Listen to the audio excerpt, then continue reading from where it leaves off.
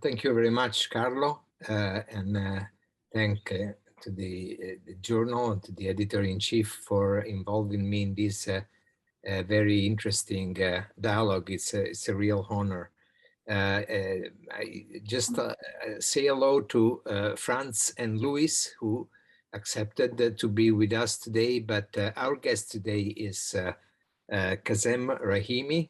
Kazem is a professor of cardiovascular medicine and population health at the University of Oxford and consultant cardiology at the Oxford University Hospital NHS Trust. And he has been one of the leaders and currently leads the blood pressure lowering treatment trialist collaboration efforts. And so welcome, Kazem, today. It's a great honor to have it with you, to be with you today.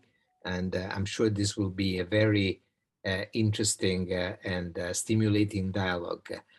Just to make a better knowledge, could you introduce yourself and your personal history and maybe some remarks on how you enter the BPLTT group?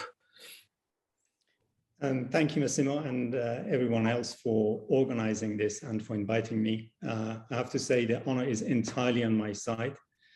I'm so really grateful to be here.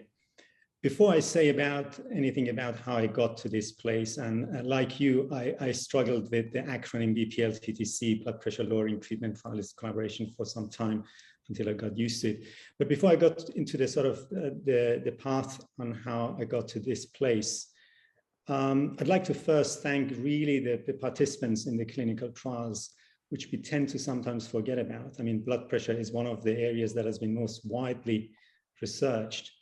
And there have been over 500,000 individuals who have given consent to participate into those clinical trials for several years, taking a dummy pill or an active ingredient or in an intervention, not knowing whether that would be of a net value to them. And for those of us who have been involved in running clinical trials, you know how much of an immense achievement that is, and what sort of altruistic attitude it requires from participants to just take part in those studies. So, and that is really thanks to those people who have contributed the time, taking part in those studies, that we know a bit more about blood pressure management.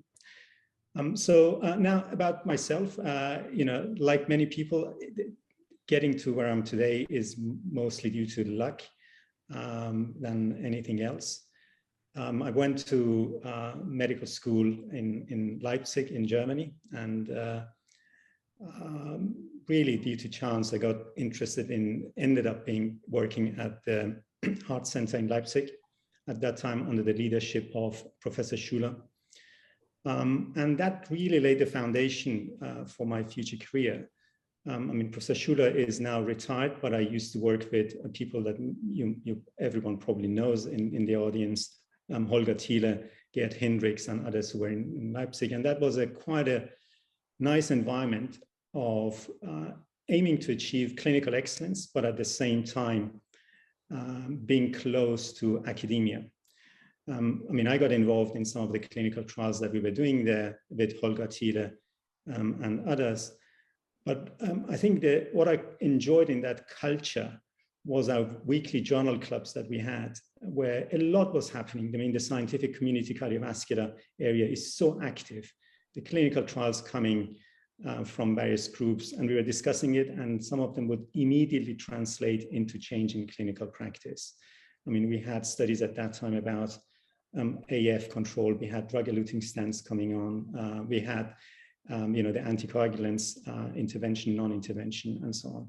And that was quite, for a young cardiologist like me, you see immediately the impact of research. So I ended up working there a few years, but then one of the things that I personally didn't like about the German training system at that time was that it didn't have the structure to support if you like, broad-based clinical training. So you could have ended up doing just interventional cardiology very early on. And I decided to step back a bit and applied for a position in London to just do general medical training, leaving cardiology out. And that was a new challenge for a couple of years. And going into a new field and going into hematology, I felt I'm back to school. I didn't understand anything what we were talking at the MDTs in the morning. After that, the question came back, what to do next. And speaking to many people, it was clear that in order to achieve maximum impact on clinical practice and policy, you would need to do high quality studies. And many people pointed the finger towards Oxford. And there was a position coming up to work on clinical trials at the Oxford's Clinical Trial Service Unit, now called Nuffield Department of Population Health, under the leadership of Rory Collins and Richard Pito. And I applied for that position and went there. And again, you had to start from the beginning. Again, it was quite interesting, where as a clinician, you sometimes don't understand the language of what statisticians and epidemiologists are talking about. So I had to again step back and take an MSc in epidemiology and public health at London School of Hygiene and Tropical Medicine to just learn the basics fundamentally. But it was also the interaction with the really great people who came on a weekly basis, gave seminars from all over the world, that created really the interest in me on doing epidemiology and clinical trials. And then after that period of few years, I was still torn between the fast-paced cardiology activities where you get immediate rewards and immediate rejections probably, and the sort of a somewhat more slow-paced epidemiology and clinical trials where the rewards are not coming immediately. You have to work for a few years. So I decided to just spend more time on clinical trials and epidemiology. So that, none of that involved, obviously, the BPLTTC. So in parallel to that, some of the other great people, Stephen McMahon, John Chalmers, Bruce Neal, have been working on the blood pressure lowering treatment trialist collaboration in Sydney, Australia. And that has been going on for several years. The first publication came, I think, out in 1998. And at that time, when Stephen McMahon was establishing a unit in Oxford, I was keen to just work with him. And that was really a sort of a chance that I got exposed to BPLTTC, having been previously with Colin Bagent and others familiar with the CTT, the cholesterol trialist collaboration. I saw an opportunity and passion to just do something about this. And the starting point here was that, at that time, a lot has happened in blood pressure space, and the scale of BPLTTC had somewhat diminished. So this is essentially just wrapping up how I got to the BPLTTC. Really has more to do to chance, but building up really on the work of some of the legends in that field and taking over the baton from them. That's a fantastic journey. And we, as a group of, looking at the papers you produced this year, we were particularly interested, of course, in the blood pressure issues. And maybe I'll switch to Carlo, because I'm sure he is an expert of analysis of data, and he wants to maybe introduce some question to you and of course we expect many questions from all the participants if possible. And so Carlo. Yes, well, Kazem, you already mentioned Richard Pito, Rory Collins, and Colin Bagent, and so I would like to put the BPLTTC within the context of similar collaborative efforts by other Oxford investigators, and perhaps hear your views on the general philosophical and scientific approach that you and your colleagues have developed to the aim of promoting cardiovascular prevention. Yes, absolutely. Probably, Richard Pito, and many have mentioned it, has had the greatest influence on understanding and promoting the idea that many healthcare interventions, in particular in the context of multi-cause conditions, will have only modest effect on outcomes of interest, clinical outcomes. And in order to be able to detect that outcome, you end up having to conduct large-scale studies. Otherwise, you might miss the effect.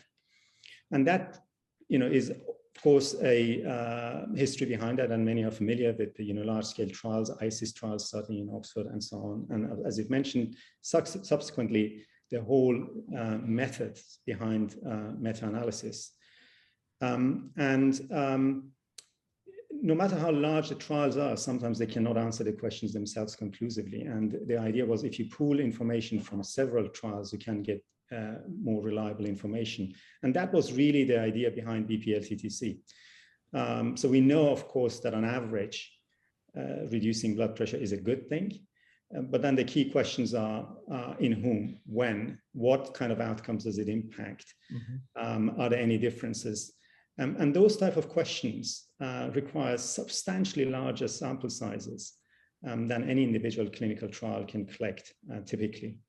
And so this is essentially the idea behind BPLTTC, conducting meta-analysis. And for those who are not familiar with it, I mean, there are of course different types of meta-analysis. One is a simple one that you just extract published information and summarize them. I think they provide useful information. But what BPLTTC is individual and participant data meta-analysis, which means you bring the data set from different trials together to analyze treatment effects.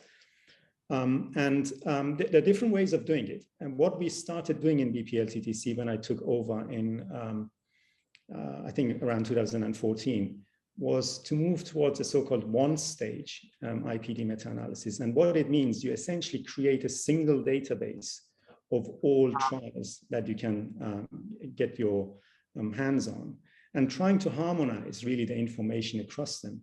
And that becomes incredibly powerful. You can analyze several trials as a single trial and look for interactions and multiple interactions that we in the current era are so much interested. Many clinicians talk about, personalized medicine, precision medicine.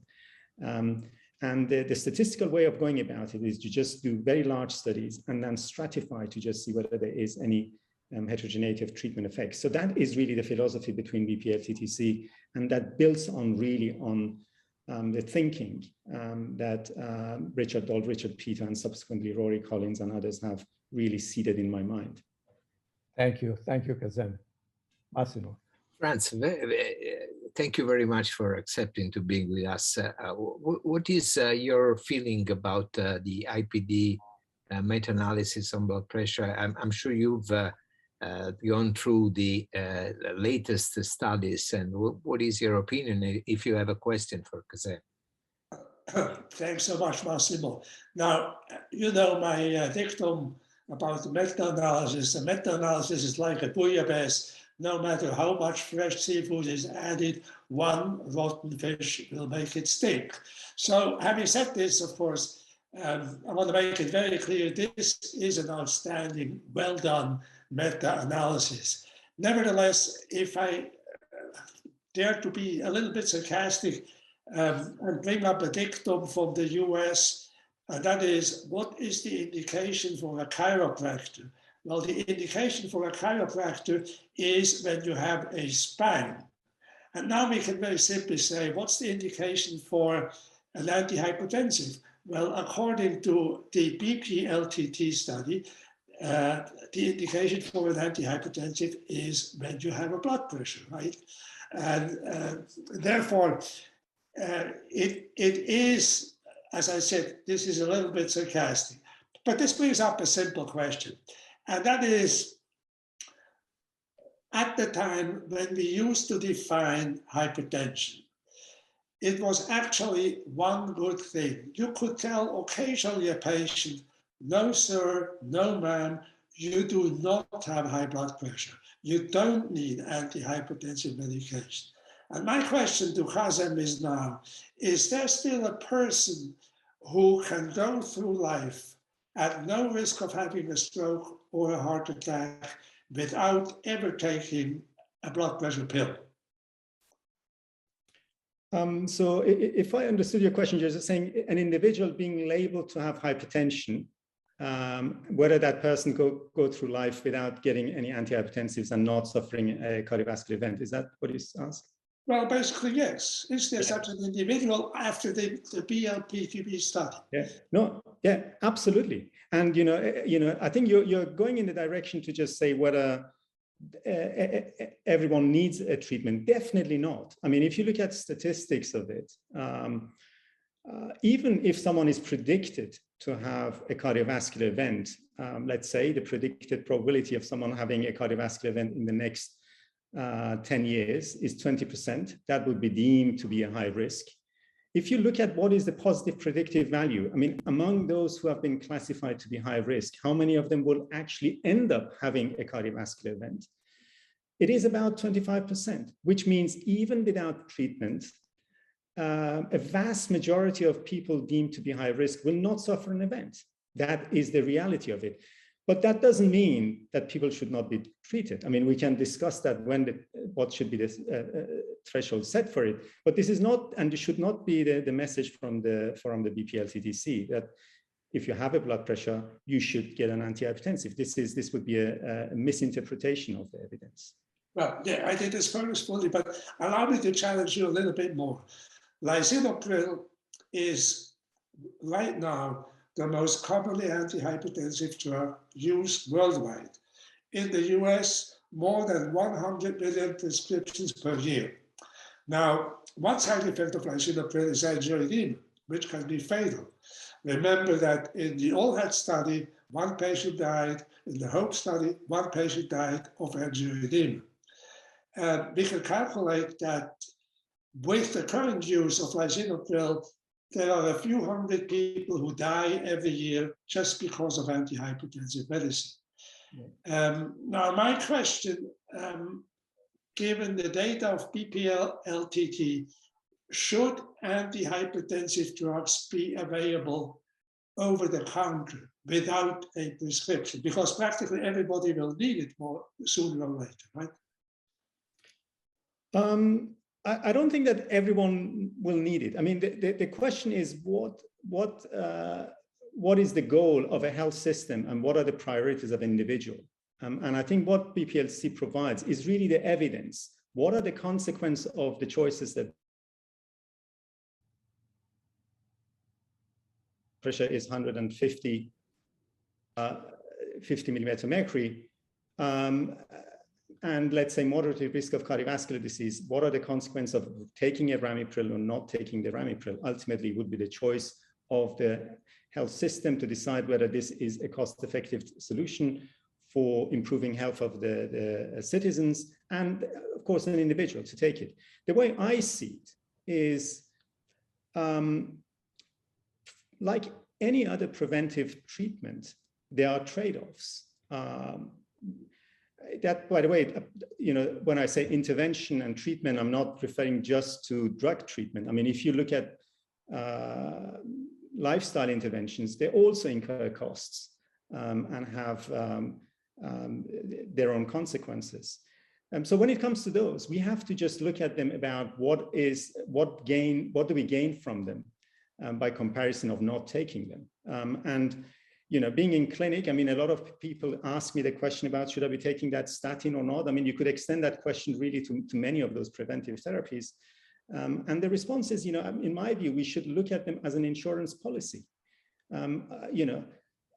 If you've got a house, the probability of your house getting burned in a storm or a fire is minimal. Still, you're likely to have a home insurance. So that is the reality of it. Over long term, the study after study has shown that the net benefit is going to be greater than the net harm. Well, after the Swiss cookies, now we have the Spanish tapas, and I'm not sure they will be sweeter. Luis, thank you. The Spanish tapas are not sweet, salty, and can be hot.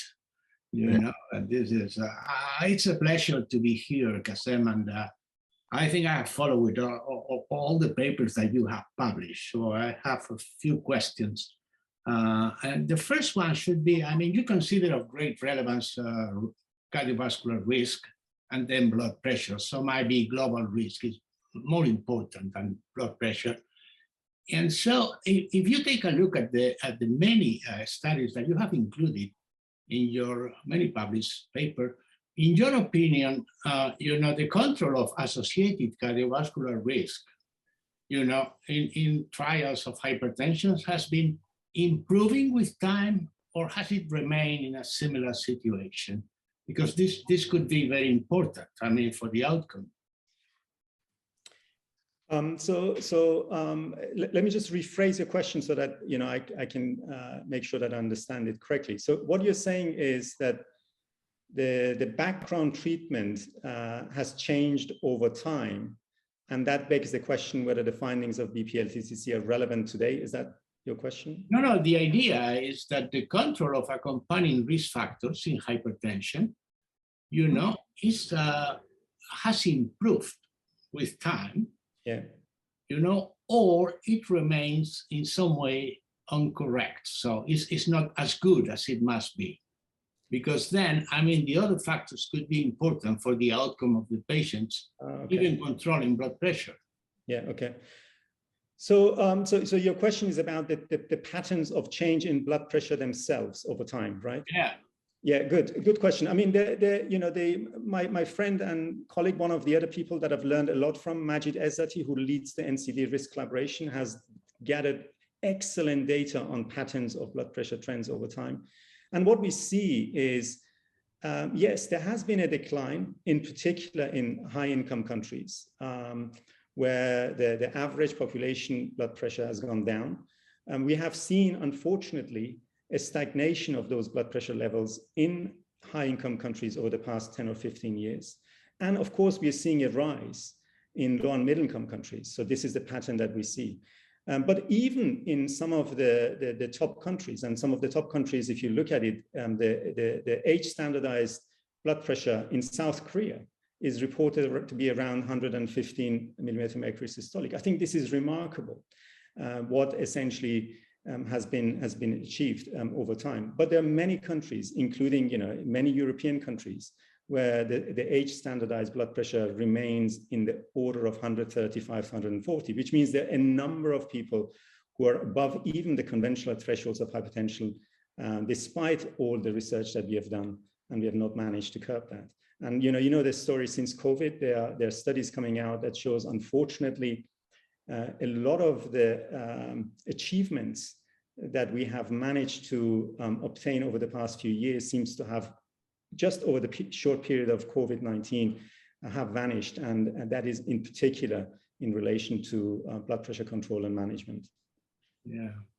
And in your opinion, do you think that we need one or maybe more trials in which out-of-office blood pressure is considered as the objective of those trials, and that this will clarify more the control of blood pressure? So if you look at the research that we have done, and this is just my personal opinion, what we see is, as the recent BPLTT papers have shown, that an individual's blood pressure is not an important factor in predicting how much benefit they will gain from using antihypertensive drugs. And what we have also seen, this is not the work done by us, by colleagues, Bruce Neal and others, is that at the level of an individual, it's actually incredibly hard to predict the response to antihypertensive treatment. So let's say you've got an individual who comes to clinic and the blood pressure is 155. You give them some treatment and then you bring them back a few months later to just see what has been doing. You could replace that with ambulatory blood pressure monitoring and so on. The reality is that the measurement noise and the variability at the level of an individual that is unrelated to the drug is by orders of magnitude higher than the effect that we're going to see from the drug. Because the trial evidence, and we have done it in BPLC, is quite clear. For one class of drug, on average, in long-term clinical trials, we have roughly seen a blood pressure reduction in the order of 5 millimeter mercury systolic For more intensive treatment regimens, we get it up to 12 to maybe to 15. So this is what we would expect. But if you measure it at the level of individuals, a lot of the time you're confused because you don't know, have they not responded to treatment? Has the blood pressure gone up really, or is it just noise, or what is going on? So therefore, my personal opinion is that once cardiovascular risk has been established and we have decided that an individual will benefit from blood pressure lowering treatment, then focusing on measurement subsequently, in my view, does not add much value. But this is, just my personal view. Because there's been a lot of, debate over the last years on the difference in the US and European guidelines in thresholds to start treatment or targets to reach. And those were mostly based on the interventional trials or prospective trials. And in US, there was this, analysis of the sprint, which was dissected in many ways and brought down the blood pressure thresholds and targets. And in Europe, we were a little bit more conservative. But at this point, my question is, should we revise the way we do the guidelines for hypertension, looking at the enormous amount of data that you have analyzed based on the individual participant data, basically? Is this replacing the way we have been thinking to guidelines and especially to the targets to achieve? Do you think there should be more space for this analytical way to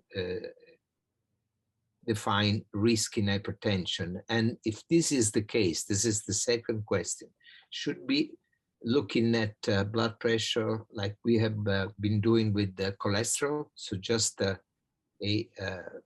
risk factor with a continuous impact on the cardiovascular risk, and so looking at the antihypertensive treatment as a preventive strategy, which is independent from the thresholds which we've been linked for years? Yeah. Great questions. On the first one, it's of course not up to me to decide how guideline committees will make decision. But the way I see it is that, we have been doing an excellent job for writing, the ESC guidelines. I was not involved in it. Those who have done the hard work, the American guidelines and so on. But there was a gray zone. Some of the information that the experts required to make decision was not available. And of course, we know it as clinicians. Decisions have to be made. We cannot defer them until perfect evidence emerges.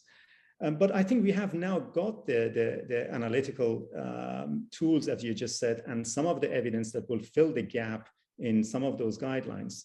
And in my view, the direction of the journey would be towards simplification. I don't know how you feel, but I personally, maybe I struggle a bit sometimes when I go through these guidelines. I get a bit lost about what is now the threshold, in which person should I do what, and that becomes very, very complicated. And I think that the recent studies by BPLTT should help simplify that. And that goes exactly to the second part of your question, in the direction that we have been going with cholesterol, thinking as a single risk factor, but the purpose of lowering cholesterol is to prevent cardiovascular events, not lowering cholesterol. And I think in a similar way, we should start thinking about blood pressure lowering, blood pressure being a risk factor, but the purpose of using interventions to reduce blood pressure is to prevent cardiovascular events. Now, of course, there is, if you like, some controversy around this. Can we see blood pressure in the same way as we have seen cholesterol?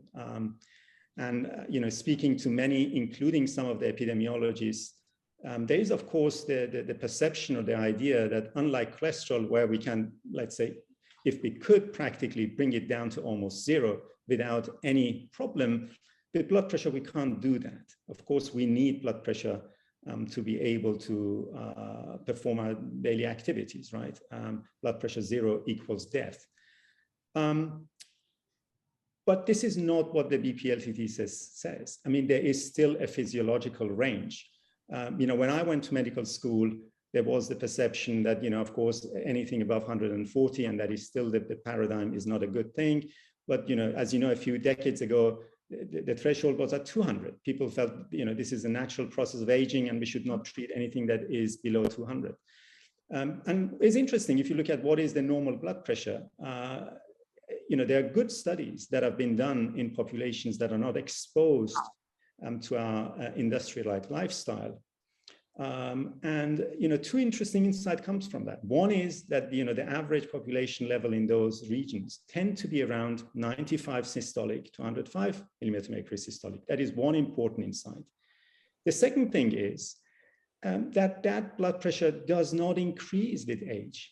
So accepting the rise in blood pressure with age is just natural, is not supported by those studies. And in fact, as I said earlier, those ecological studies are sometimes a bit undervalued, but I quite like them as someone who's interested in epidemiology. If you compare different countries and you realize that in one country, the blood pressure is in the order of 115 and the other one is 150, you realize there must be reasons behind it that suggest that blood pressure could be lowered to that level. So whilst accepting that blood pressure, a certain level of blood pressure required for us to have a healthy lifestyle, I don't think that the thresholds that we have been clinically looking at are nowhere near those, and this is supported to some extent by BPLTT in interventional studies. But there are many questions popping up, so if you can keep the answers short to we give the audience the possibility to. But the first is from Dr. Merpod Bashkut. Thanks for this nice webinar, Professor Rahimi. It's a great pleasure to be here. Just want to ask, what is, in your opinion, the use of new analytic methods, including artificial intelligence or machine learning, to moving further and individualize hypertension treatment for each person? Now have a very good and reliable data, and it seems that using some machine learning methods might be a good idea in your highly valuable trial. So what do you think? I lead the deep medicine lab in Oxford, and I'm a big supporter of innovative ways of analyzing data. In the context of blood pressure management, as I said before, in order for us to show that there is any heterogeneity of treatment effects, we would need to have large data sets. And for machine learning models, for them to perform really well, to be able to separate the groups differently, we only don't need large data, we also need deep data. Unfortunately, clinical trials don't provide that level of detailed information for us to be able to do that stratification within a randomized setting. But I think it's an interesting research area that should be pursued. Where I do see an opportunity, and that is where some of our thinking is going, is in the context of risk prediction. I keep it short to just enable other people to answer, but I think there is a room for replacing the conventional risk prediction models for better models and guiding decision-making, but not for heterogeneity of treatment effects yet. Well, I have a question from George Bakris, but I can see him. So if you want to ask directly the question, George. Okay, very good. So this is a great interaction here. I'm on a very practical issue because, first of all, let me just tell you, as a guideline writer, I range of blood pressures rather than one number, because I think that's much more close to the truth. So if you're anywhere between 120 and 135, you should be in great shape. I think a notion of one number is crazy. That's not physiology, it's physics, and that's not how we behave. Your perspective on this. Obesity is out of control internationally. Obesity is leading to diabetes, leading to kidney disease internationally. I'm going with this is that we all know if you have any level of kidney disease, your blood pressure control is going to be far more difficult and much more likely to be at higher levels. So wouldn't it be better? And we know the effect of sodium. That's a given. I've seen situations of patients referred to me that have been on triple 4-drug therapy, and simply by adhering to a strict low sodium diet over the span of 2 months, they've come off all their therapy, all of it. Their blood pressures are great, their kidney functions normal, and all this. Now that's, individual. But if we had a governmental policy to restrict the amount of sodium in most restaurants, or to pay an extra tax on obesity, what do you think would happen with blood pressure control rates? I think by default, better. So I'm asking a political question, but I'm giving you some reference as to where I'm coming from too. Keep it short. Yeah. I'm sorry, Massimo. I'm sorry.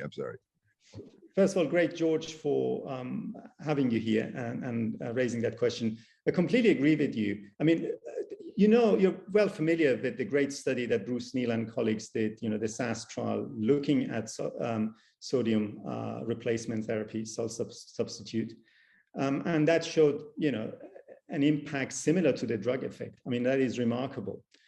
But if you look at, if I recall correctly, the level of blood pressure reduction with salt substitute in the trial was in the order of 3-4 millimeter mercury systolic.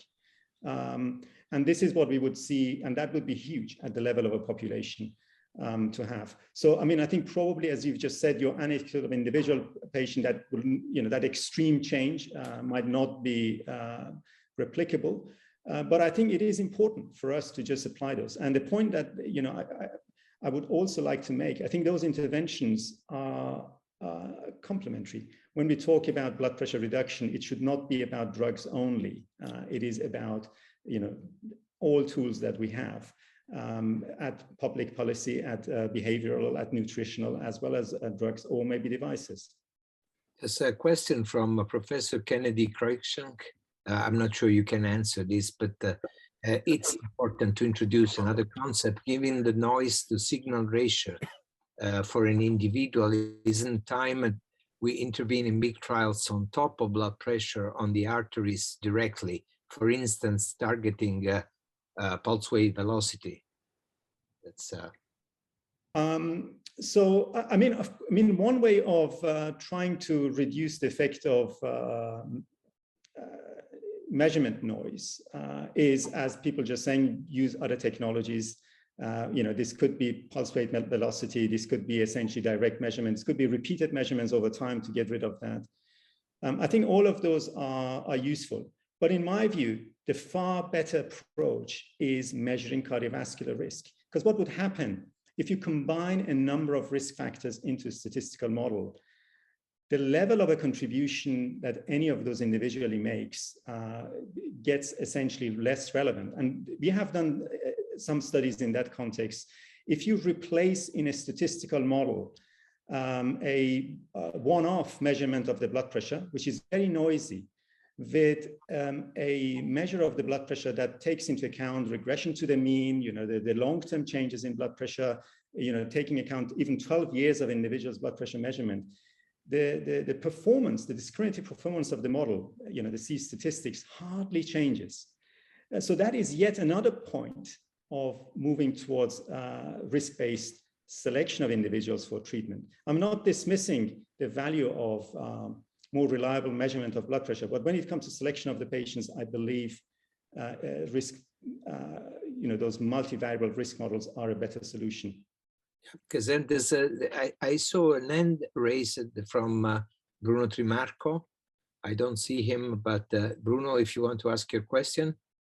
A very short question. What is your idea about the new concept of time on target blood pressure? At what extent it may modify the management or the epidemiology of hypertension? Yeah, that is very, very interesting question. And I don't have the full answer. I mean, that is one of the projects that we would like to just embark on in BPLC in due course. But to just reframe it for perhaps for the audience, as I understand it, the question is there a cumulative effect of blood pressure reduction, or in fact, is the cumulative effect of long-term blood pressure on cardiovascular outcomes? Because if that is the case, then of course, we would be able to make a better case for treating even lower risk people earlier for longer duration. So I think it's interesting, and it requires further research, but to my knowledge, in the context of blood pressure interventional studies, there is no evidence to suggest that treating an individual over 1 year or 3 years or 5 years will lead to a compounding effect of the relative effects. Yeah, there's a question from Olivia Manfrini, whether sex should be considered as a biological variable in the treatment of hypertension. Definitely you have data on the gender influence on your analysis. On that one, I just say watch the space, and the sex stratified analysis of BPLTTC are being finalized. Yeah, well, any question from our panel, from Franz, Luis, and Carlo, and maybe Filippo, if you have any question? Well, maybe I can ask Kazem, given his privileged position in Oxford, where we have the anti-thrombotic Trialists collaboration, we have the blood cholesterol lowering treatment Trialists collaboration, and your own. Have you tried to look at how early do we see a benefit of these different interventions that aim at reducing cardiovascular risk? That's one aspect of the question. The second is, how do you deal with time-dependent loss of compliance in these long-term trials? Yes. So let me just answer your second part of your question. That is easier. I mean, of course, when we just measure a treatment effect within clinical trials or within meta-analysis of clinical trials, that already includes the loss of compliance over time. So in fact, that is an important message for patients to realize. The estimate that we are getting is not reflective of full adherence. That is reflective of the average adherence in those clinical trials. And as we know in those clinical trials, as you've just said, the adherence tends to wane over time. Not only that, there is also dropping, because many people would get treatment given that they have to be in the control arm, and we have published some information on that one previously on BPLTTC. So that goes in this in terms of the clinical trials. Now, your question is about the effect of appearance of the benefit with different interventions. Yeah, so that is, when there are two components to this. One is in the context of the blood pressure, when is about the outcomes, because you could have a latency period of effect that affects, let's say, myocardial infarction, but not stroke, or it could affect dementia, but not stroke or cancer, and so on. So, there is, we have to, one source of evidence cannot answer all questions. So in this context, we have to actually draw on our sort of biological understanding of how intervention could work. Does it make sense that there is a latency period? As you know, probably, as the audience here knows, in the context of a statin, we have got good evidence to suggest that there seems to be a latency period. The effect are, the relative risk reductions are weaker in the first 6 months to a year and tend to sort of gradually pick up. And that might make sense. It might take some time to lead to stabilization of the plaques and prevent atherosclerotic heart disease or vascular disease in general. In the context of blood pressure, we have not done that analysis specifically, and would be interesting to do it.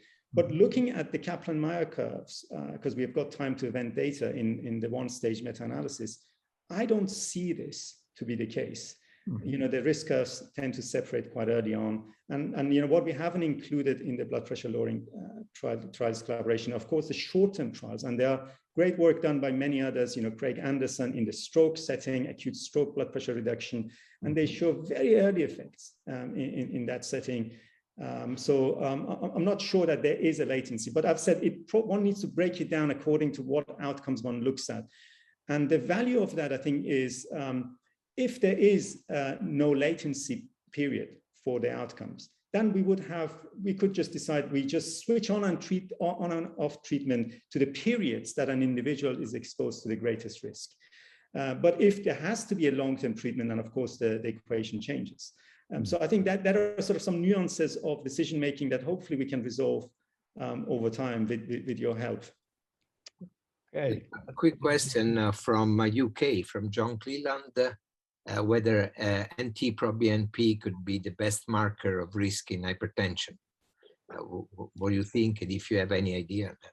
Yeah, I love John's comments. He brings it always back to heart failure.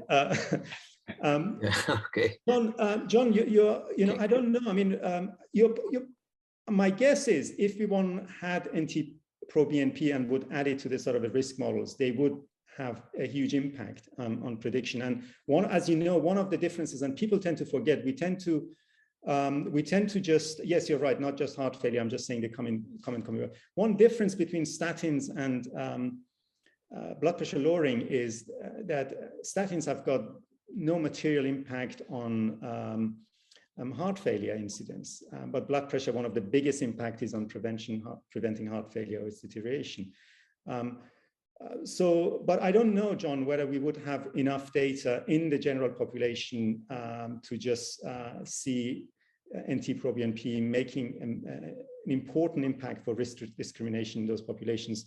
I recall that some studies were done previously in the statin studies, and it helped to some extent. But the thing is with these multivariable risk models, using standard statistical models, as you know, even if you've got a perfect causal risk factor, adding it to 10 other factors that you have, the discrimination doesn't change much. Franz? Well, I should see the question here regarding should not everybody get potassium? And the study by Bruce Neal was exceedingly well done, published in the New England Journal of Medicine, but this was done in a Chinese population that was potassium deficient. No question when a population is potassium deficient, when you give potassium, it has benefits. But in most westernized populations, they are potassium replete. So giving potassium will have little, if any, effect. If you don't believe me, please read my editorial. Filippo will tell you when it's coming out, probably in a week or two. So I mean, I'm not sure whether it was an interesting comment, but I can't actually answer that. I mean, my view is that the study that Bruce and others did, of course, they had to do it in a setting where you could do the intervention. And that happened to be in the Chinese setting. I don't think actually doing it in a different country, everything else being equal, would have made a difference. The point about potassium is a good one. But again, I don't think that one should look at one single study to inform all decisions. And I don't think that is what the SAS trial or Bruce Neal have done. There have been other studies that essentially support that, that finding. There is still the uncertainty, is it the potassium or is it the sodium, I know. And I think the answer is probably both. I can see Giuseppe Mancia here, and Giuseppe has participated in several sets of guidelines, and you've been following the discussion today, and should this meta-analysis in IPD data have more space for performing the risk analysis and setting the thresholds in the future guidelines? What do you think? Or if you want to ask a question to Kazem. Yes, I can. Thank you very much. Unfortunately, I joined later, so I haven't seen the first part of this very interesting meeting. Yes, my question is, the lower the better is a very attractive concept. But in the end, if we follow Kazem data, maybe we should follow these data in clinical practice. I think everybody is a candidate for treatment. Now, Kazem said not necessarily drug treatment, and could be lifestyle changes. But even those with a blood pressure below 120 millimeter of mercury should be thinking of lowering blood pressure, and this seems a bit difficult to me to accept. But of course, I may be wrong. If I can add one other thing, Massimo, this refers to the very important question asked by Bruno Trimarco. That is the concept of the time on blood pressure control. This is not really a new concept. It's a new approach, but the concept is old. And there were data, post-hoc analysis of invest, on target, and value, showing that independently on the mean blood pressure during the treatment period, the number of visits in which blood pressure achieved control is related to cardiovascular outcomes. And the time to target is calculated by the number of visits in which blood pressure is controlled, because of course we do not have continuous blood pressure assessment. So I think this is something to be explored in the future, and maybe individual data analysis can have a chance, in individual based meta-analysis have a chance to look at this. Kazem? Yeah, absolutely. You know, I think there has a chance, and we should look into it in the future. On your I don't know if you would like me to comment on your first statement about thresholds and treatment, because it was just a statement, not a question, and I had is up to the chairs. Oh, I think it was just a comment. Also, you know, another thing which I wonder is, in many studies, we have seen that lowering blood pressure below a certain value is associated with an increase in the risk of events. Now, the interpretation of these data is difficult. It could be higher risk at the beginning of these patients, or it could be excessive blood pressure reduction. I mean, in post-hoc data is impossible to answer this question, but the increase in risk was there. These were patients in which at the lower blood pressure, the risk was increased. Okay. No, absolutely. I mean, but I think we should really separate observational data from randomized evidence. As you've just, Giuseppe, you know, I've been learning a lot from you and your wisdom. When it comes to observational data, we know that some people at a sort of a lower blood pressure threshold are at higher risk. Many of them might have incipient heart failure. They're going in that range where, you know, the risk of cardiovascular endpoints is very high. But that does not equal the message that they should not be treated. In fact, there are parallels to heart failure. As you know, many of the agents, the antihypertensive drugs that we use are the same that we use in people with heart failure. Despite the fact that the blood pressure is very low, they still gain a huge benefit from it. So the point on BPLC and what we found is not that we should bring down everyone's blood pressure down to, I don't know, 115. That is not that. I mean, that's not what it shows. The point is, let's just imagine two individuals being similar with every respect. The predicted cardiovascular risk is the same. And one individual, the blood pressure is 150, the other one blood pressure is 120. So what are the consequences of lowering blood pressure by 10 millimeter mercury in each of them? What BPLC shows, the effect on cardiovascular outcomes is going to be the same. And that means that it just essentially challenges to think, why should we withhold a treatment that could prevent a vast number of cardiovascular events? Because in our mind, we have got a threshold that we know actually doesn't make sense. That is why we keep changing it in different people. And again, if you look at global numbers, the statistics are compelling. You know, if you look at global burden of disease, the work that NCD Risk has done, the attributable risk to elevated blood pressure defined as anything above 115, what we have estimated is, you know, in the past few years, 10 million premature deaths every year. That is, goes to that. If you split that, about 3 million of them are among people whose blood pressure is less than 140. And we have only 5 minutes left, but I see a hand raised by Susanna Menendez. Susanna, you're here? Yes. Can you hear me? Yeah, sure. Yeah, I wanted to ask, how confident are you about the precision of the modern devices on blood pressure measurement as compared with the mercury sphygmomanometers? In measuring treatment effects of small differences, this might matter a lot. And the question is, are we sufficiently confident about the new modern devices of blood pressure measurement? Quick answer, Kazem. Yeah, actually, I don't have an answer on that one. It's not an area of my expertise. I have to pass that one. Yeah, it's Professor Kennedy. You want to ask your question? I can read it, but I know that you want to ask a question. Please. Thanks very much. I don't know in the last 5 minutes. Can you hear me? Yeah, sure. Whether you really want to but just to take you up on your statistical model versus more direct action. I think one of the consequences, if we're dealing with this as a debate and how to take it to the future, is we need evidence of the sort that you've spent your career pulling together.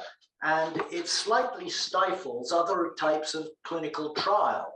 In Britain, for instance, despite its current government's approach, getting money to do a study where you want to look at arterial function, adding to interventions on arterial function, adding to benefit from blood pressure reduction. We've at last had one big trial from France showing its benefit, but there's a sort of intellectual complacency, dare I say, that we're doing all right, thanks. We don't need any more, as you've sort of hinted with the other risk factors. Okay, Kazem. You know, I did not try to imply that we don't need more research. You know, I'm a researcher and I'm in favor of more research, and I struggle, like you described, with getting funding. And I'm actually glad that you bring that up, because sometimes, you know, a few years ago when we went to funding bodies trying to get some funding for BPLTT, that was rejected several times. People felt we have got all the answers. So, you know, this is a battle that all of us have gone through, and this is my daily life of getting rejection one after the other. But, you know, I think if the questions are important, we will get there eventually. Yeah. I don't see any further question from Luis. Filippo is raised then, our editor. Filippo. Well, I thoroughly enjoyed this wonderful debate, very instructive and interesting, and with a lot of participation. I had, Kazem, for you, perhaps a last broad question. It's about risk factors patients cannot change. This was the title of an editorial I published some months ago. Risk factors patients cannot change because we need population level interventions. Now, my question is about the following topics. Well, sodium, what is your suggestion regarding the intervention at population level? Second, potassium. Third, pollution, which is not just air pollution. We also have danger coming from noise pollution and light pollution. I think that these are 5 interesting topics also for hypertension. Now, what is your priority among these 5 interventions? Sodium, potassium, and pollution. What is the priority? What do you think is more important in order to reduce the risk of hypertension at population level? And thank you again to you and all other colleagues for this really wonderful debate, wonderful dialogue. So Filippo, great question. I mean, again, like as I've said before, for me, is not one versus the other. But what you've just said, you know, many of those environmental lifestyle risk factors are hugely important, and unfortunately, they're somewhat out of the control of an individual. And as physicians, we have got, you know, we could advise people to change their lifestyle, but until the environment is changed, until the policy is changed, very little will happen. My understanding is from those that you listed, as we discussed earlier, there's a bit of an uncertainty, sodium and potassium, whether they're independent or work together. I think this will by far have the greatest impact if we get the policies right. I know many people are working in that area. I mean, there are hopefully people here who can influence that. In Western societies, most of our food comes from processed food. So we have got actually very little control on changing it. And that needs to be dealt with in a multi-sectoral way. It is going to be hugely challenging. The role of noise and air pollution is emerging. To what extent, the quantification of it will play a role is still, I think, topic of research, but we know it will have huge advantages on a number of fronts, not just cardiovascular disease. And many of those environmental factors tend to interact. So, I mean, I'm not, I have to leave it, unfortunately, at that vague level and just give you my opinion about the importance of them. I think they're all important. It was a privilege for me to run this dialogue. The hour went very fast, and thank you very much, Kazem, for being with us. But I would like to switch to Carlo for maybe closing remark on this wonderful afternoon. Thank you very much again from my side. Yeah, it's always unpleasant to end such an interesting and stimulating discussion, but we had decided to set a limit to 1 hour dialogue, and we want to adhere to this principle. So first of all, thank you very much, Kazem, for a very stimulating and refreshing outlook at a problem that has been a source of interest and study of many people who attended this dialogue. I think the work that you have done is fundamental and will certainly lead to new avenues in terms of the way we look at blood pressure. Thank you, Professor Messerly. Thank you, Professor Volpe, for contributing through stimulating questions and comments. Thank you, Massimo, for leading this dialogue with great experience and balance. And last but not least, thank you, Professor Crea, for hosting this dialogue, for this brilliant idea of this monthly. And thank you all for participating actively in the whole discussion. And bye. Yeah, if I can make a last announcement, thank you for your kind words. And the dialogue definitely is a link between the journal and our readers, authors, and reviewers. And I think it is important really to have this link, because we all work together with the same goal. I want just to announce next dialogue, which will be on May 26th, as usual, the last Thursday of the month at 5 p.m. CET. And the next dialogue will be with Professor Karen Sligua. She is professor of cardiology in Cape Town, and she's one of the leaders, so the leader of cardiology in Africa. So it will be a very interesting dialogue on the role of women in cardiology, on the problems of cardiology in Africa, and I'm sure it will be very, very entertaining. I think that we should have our we should keep our perspective global. And in the globe, we have 5 continents, and the next continent, which will be the protagonist of the dialogue, will be Africa with Professor Karen Sligua.